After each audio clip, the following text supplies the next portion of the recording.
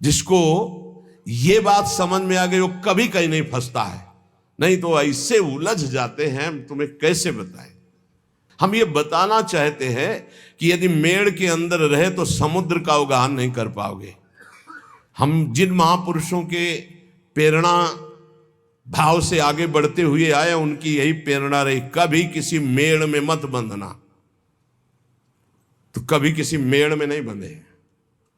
यहां पूजन होता है पूरे विश्व के महात्माओं का, और सबका होगा, जो बचे हैं ना, जहां जहां तक प्रेरणा होगी सबका होगा। हर संप्रदाय, हर धर्म, हर सब हमारे इष्ट के हैं। जड़ चैतन्य सब इष्टमय है। हमको किसी का इस बात का सपोर्ट की जरूरत नहीं कि ऐसा करोगे तो तुम हमारे नहीं, हम तुम्हारे बने नहीं, कभी नहीं आए थे। और बड़ी कृपा रहे कि बचपन से निकले हो, बहुत ही वैसे स्वभाव रहा है, जंगली, कुछ नहीं, किसी के सपोर्ट की जरूरत नहीं। बचपन से जिस स्वभाव से निकले और जिस भाव से निकले, जो समेटता चला रहा उसी के लिए जीवन है, किसी मेड़ के लिए नहीं। किसी मेड़ के लिए जीवन नहीं है। कभी किसी तालाब को अपना ध्येय नहीं माना, समुद्र को माना है। समुद्र से ही आकर्षण होकर बरसता तालाबों का पोषण होता है। समुद्र है श्री भगवान, वही है सब रूपों में।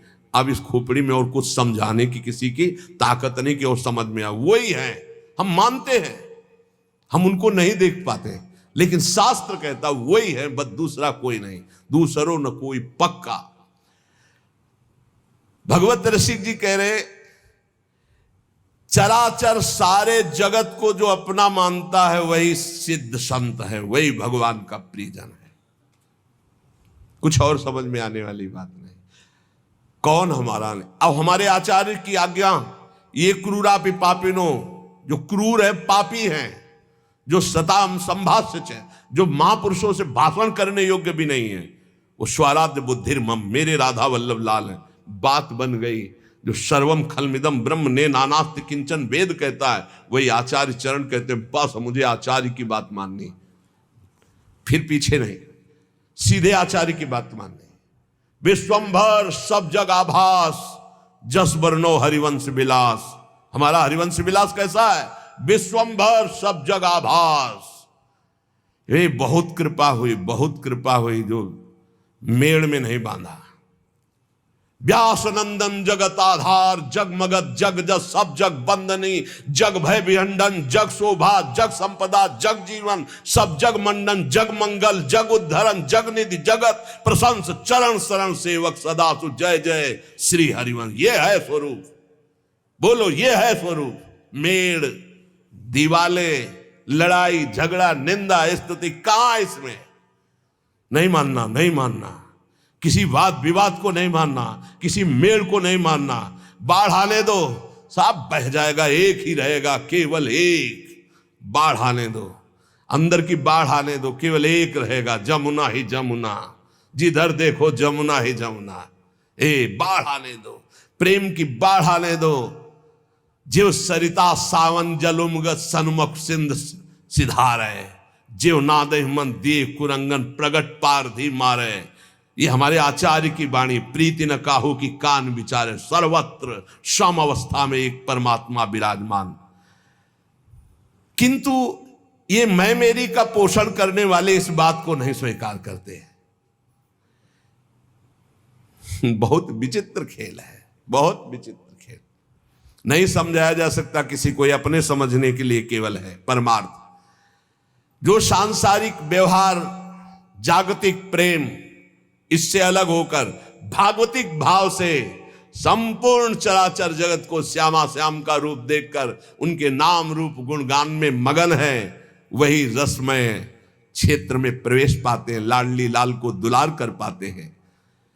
जब भक्तों के जीवन से युगल सरकार की रसमयी भक्ति में प्रवेश पाते हैं तो तीनों गुणों का स्पर्श खत्म हो जाता है, त्रिगुणातीत स्थिति।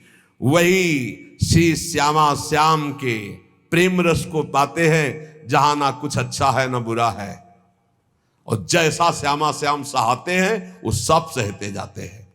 प्यार तो तब होता है जब फुटपाथ पे पड़ा और कोई उठाने वाला ना हो, उसे प्यार कहते हैं। उठा के ऊपर रख दिया, सब प्यार करे, उसे प्यार थोड़ी कहते हैं।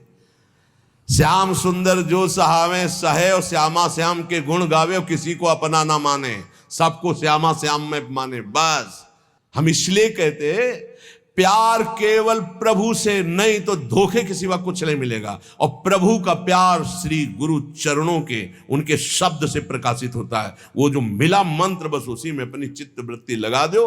बाहरी व्यवहार तो सिर्फ स्वार्थ का व्यवहार होता है, स्वार्थ नहीं तो कोई पूछने वाला नहीं, कोई पूछने वाला नहीं।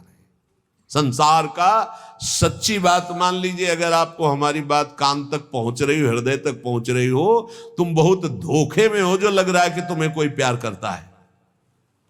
जो पहले प्यार करते थे वो आज भी प्यार करते हैं, वो कल भी करते रहेंगे। उनका नाम है श्यामा श्याम, उनका नाम है केवल श्यामा श्याम।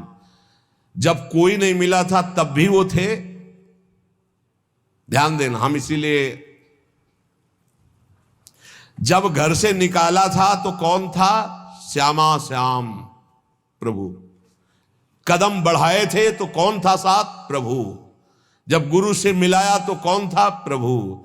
जब गुरु ने उपदेश किया तो कौन थे? प्रभु। वहां से हटा के काशी की यात्रा कराई? प्रभु। काशी में कौन था? प्रभु। काशी से वृंदावन कौन लाया? प्रभु। वृंदावन में हाथ कौन पकड़ा? प्रभु। अब कौन चला रहा? प्रभु। जाना कहां है? प्रभु के पास। ये इनके सिवा और कोई नहीं है। कौन? प्रभु ही प्रभु। प्रभु से अलग कुछ दिखाई दे तो बस फिर नहीं मानना, फिर मैं मेरी का संबंध नहीं रखना। बस इसी बात से हटना है, इसी बात को काटना है कि कुछ मेरे पास है, इसको देखकर अगर दुलार किया जाता है तो मैं उसे प्यार नहीं मानता। जो मेरे को प्यार करता है वो केवल सदगुरु और इष्ट है, बस। सदगुरु और इष्ट, बस, इसके अलावा नहीं। वो सदगुरु तत्व, गुरुदेव ने जो नाम दिया, मंत्र दिया, बस उसी को पकड़ लो। व्यवहार को मत पकड़ना। व्यवहार में फिर मैं मेरी तय तेरी का प्रवेश हो जाएगा। दूसरों को परमार्थ उपदेश करने का अधिकार उसी का है जो स्वयं परमार्थ का पथिक है। जो बोले वही आचरण में होना चाहिए, वही मन में होना चाहिए। वचन, मन, आचरण एक होने चाहिए, तभी उपदेश सार्थक माना जाता है। जो स्वयं परमार्थ की बातें करता है और विषय भोगों में रति है, रुपया में रति है, मान प्रतिष्ठा में रति, भगवत रसिक जी महाराज कहते हैं चाहे कोई भी हो, इनसे हमारी भगवत सहायता होने वाली। हमने नहीं कह रहे, भगवत रसिक जी बोल रहे हैं। उनमें पहले बोला है कि जो उपदेश कर रहे हैं और अपने आचरणों को उसी के अनुसार चला रहे हैं, उपदेश के अनुसार, वो जगत पावन करने वाले हैं। चाहे पंडित हो, चाहे संत हो, चाहे महंत हो, चाहे गोसाई हो, चाहे परमहंस हो। सतरत सतरत सा लोकांतार्यति। ए भाई, उपदेश के अनुसार चलो, भगवत उपदेश के। हमारे संत जन, हमारे महंत जन, हमारे पूज्य गोसाई जन, हमारे पूज्य विद्वान जन जगत का सदैव मंगल करते रहे, मंगल करने वाले हैं। ये केवल विषय प्रवचन का या धन लेने का या मान प्रतिष्ठा का नहीं, ये जगत मंगल का विषय है। इसका उपहास न बनाया जाए। आज लक्ष्य को उद्देश्य न रख करके उसका उपहास बनाया जाता है। सच्ची मानिए, वो सब व्याख्या करने से समझ में ही नहीं आएगा। बस इतना समझ लीजिए कि जो उपदेश है और को सो नहीं माने आप, देखो जगत प्रवीणता ठगे आपको आप। जिनके उपदेश से आचरण न मिलते हो, जिनका मन और हो, उपदेश और हो, आचरण और हो, तो दूरी बना के रखना चाहिए। राधा वल्लभ श्री हरिवंश। खूब भजन करो, संग करो, तो मनस्य कम वचस्य कम। जिनका मन वही, वचन वही, चरित्र वही, तो बात बनेगा, नहीं तो नहीं बनेगी। बोले ये दूसरों से धन ऐंठना, मान प्रतिष्ठा, ये भगवत सहायता क्या कर सकते हैं कि हमारी को भगवत प्राप्ति करा दे? नहीं भाई, नहीं।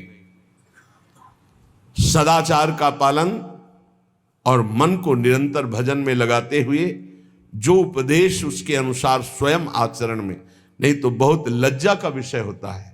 हम दूसरे को त्यागी बनाना चाहें और स्वयं भोगी, ऐसा असंभव हो ही नहीं सकता, ऐसा हो ही नहीं सकता। विद्या रूप महत्व कुल सबकी धज्जियां उड़ाए हैं महापुरुष हैं। जैसे ऊपर में वर्णन किया, अब नीचे कह रहे विद्या, आज उनका पूजन है इसीलिए उनकी वाणी वैसे प्रायः होती ही रहती है। विद्या रूप महत्व कुल धन जोबन अभिमान, षटकंटक देखे जहां रहे न भक्ति निदान। रहे न भक्ति निदान स्वांग सब नगर नारी के, विषयन हाथ बिकाए नहीं रिजवन भतारी के। जग बंचन के हेतु सबे गुण सीखे जिद्या, भगवत भक्ति बिहाय कहा कीनो पड़ी विद्या। एक बार यमुना जी के पावन पुलिन पर बैठे किसी पद का चिंतन हो रहा था, तो थोड़ी देर बाद आवाज सुनाई देने लगी, प्यारे बहनों और भाइयों, महाराज ऐसे ऐसे। तो हमने कहा टेप चल रहा है क्या? तो ऐसे झांक के देखा तो एक विद्यार्थी भागवत के रिहर्सल कर रहा था। रिहर्सल, प्यारे बहनों और भाइयों, वहां कोई नहीं है, वो केवल सीख रहा है कि मुझे कैसे समाज में बोलना है। ये भगवत शास्त्र सीखने वाली चीजें नहीं। आप त्रिकाल संध्या कीजिए, खूब नाम जप कीजिए और भागवत का शुद्ध श्लोकों का गायन कीजिए। अपने आप भगवान सुखदेव जी आपके हृदय में बैठ करके भागवत का रहस्य विस्तारित करने लगे।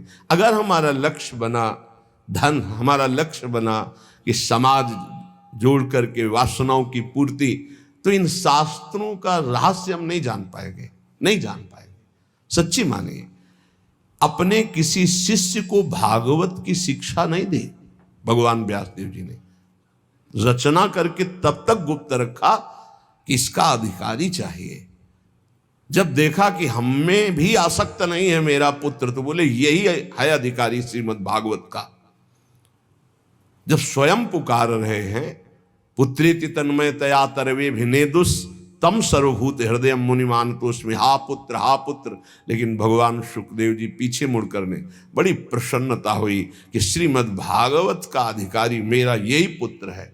पर वो अनासक्त है, मेरा ही रूप लौट के नहीं देखा, अपनी माँ का रूप नहीं देखा, तो ये रूप लीला का गान क्या करेगा? ये तो स्वयं बोध संपन्न है। सुकोहम वृक्षों से निकलने लगा तन्मयता में, तन्मयतया जीव ही तन्मयता, तो हर वृक्ष से निकलने सुकोहम, मैं सुखदेव हूं, मैं सुख।